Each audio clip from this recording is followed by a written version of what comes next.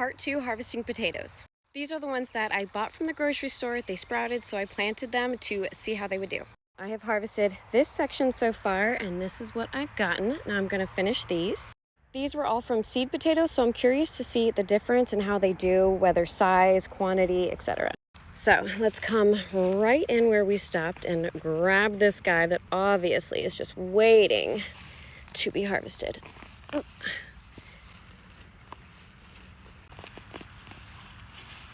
That is the original seed potato I planted right there. It would just not be very good for eating.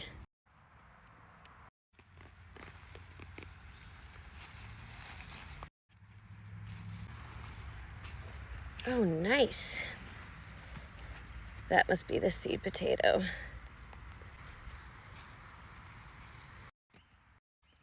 If it isn't 100 degrees out, it's so buggy, like the mosquitoes. Nice.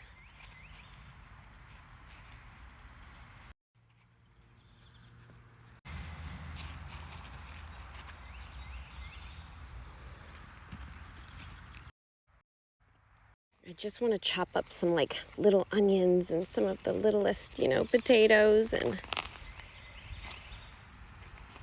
have a good little like harvest meal. Stop. Oh my gosh, it's a heart. Freaking gotta take a picture of that one.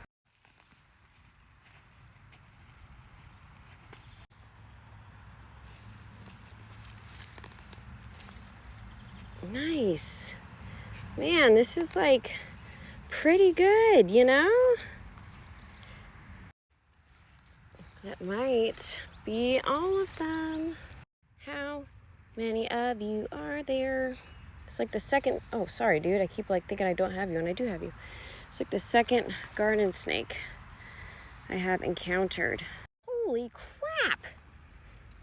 Guys, I am about, hold on, just chill a sec. I'm about,